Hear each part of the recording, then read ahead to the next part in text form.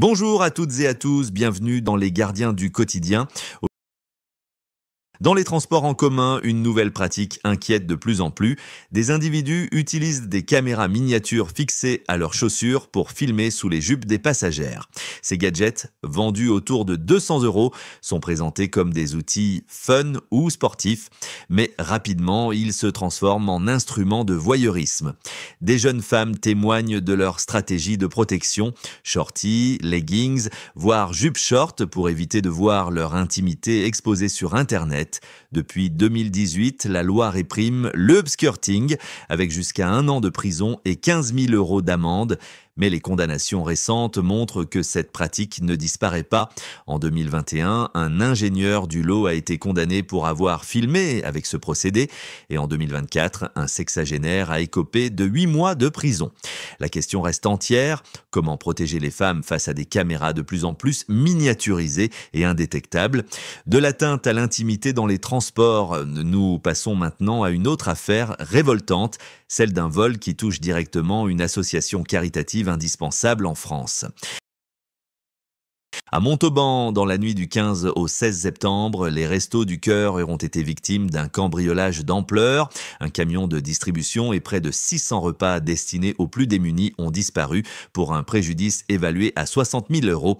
Les bénévoles, choqués, ont découvert que les cambrioleurs avaient forcé les bureaux avant de repartir avec les clés du véhicule et les denrées.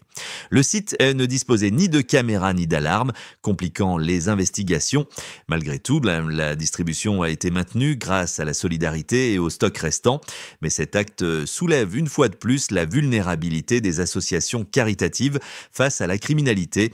Et justement, parlons de criminalité et d'insécurité.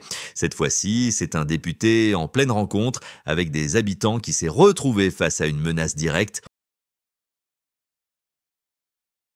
Mercredi 17 septembre, le député RN Franck Alizio a été menacé au couteau lors d'une rencontre avec des riverains du quartier de la Porte d'Aix à Marseille.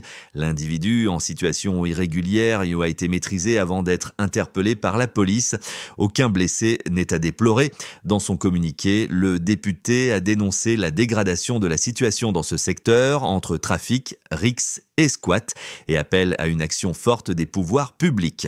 Un nouvel épisode qui illustre les tensions sécuritaires croissantes dans certains quartiers. Enfin, nous terminons avec un drame survenu dans le nord de la France, à proximité d'un camp de migrants. À Loung-Plage, près de Dunkerque, un homme a été retrouvé mort et un autre grièvement blessé dans la nuit de mardi à mercredi. Selon les premières investigations, la seconde victime, de nationalité soudanaise, aurait été percutée par un camion dont le conducteur a pris la fuite. Son pronostic vital est engagé. Le même soir, 4 agents SNCF en mission ont été la cible de jets de pierre, l'un d'eux blessé à l'œil. 3 enquêtes distinctes ont été ouvertes, sans lien établi à ce stade. Cette tragédie vient rappeler les tensions récurrentes autour des zones portuaires du Nord, où les migrants tentent d'embarquer clandestinement pour le Royaume-Uni au péril de leur vie. L'actualité de cette semaine reflète une société sous tension où la sécurité, qu'elle soit intime, alimentaire ou publique, reste un enjeu majeur. N'hésitez pas à donner votre avis dans les commentaires. Pensez à liker, partager et vous abonner pour soutenir les gardiens du quotidien. Merci à tous de nous avoir suivis. On se retrouve demain pour de nouvelles actualités. D'ici là, restez vigilants et surtout, n'hésitez pas à partager vos expériences ou vos conseils en commentaire. Votre témoignage peut aider d'autres personnes à éviter le pire. Abonnez-vous à la chaîne et rejoignez la communauté des gardiens du quotidien pour ne rien manquer des prochaines alertes, faits divers et conseils de sécurité. Parce que prévenir, c'est déjà agir.